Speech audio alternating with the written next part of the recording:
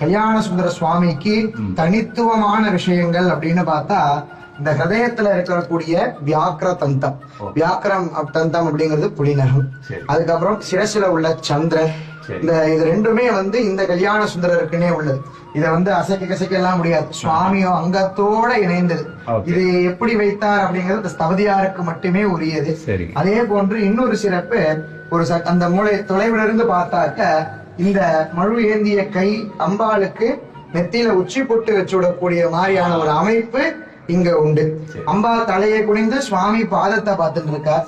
சுவாமி அம்பாளோட கையை பிடிச்சிண்டு அம்பிகையினுடைய பாகமான இடது கையால நமக்கு ஆசீர்வாதம் பண்ணிட்டு இருக்கார் சுவாமி. இதே போல நம்ம சுவாமிக்கு இன்னொரு சிறப்பு, சுவாமி திரிபங்கம். திரிபங்கம் அப்படின்னா நளினத்தை குறிக்கக்கூடியது.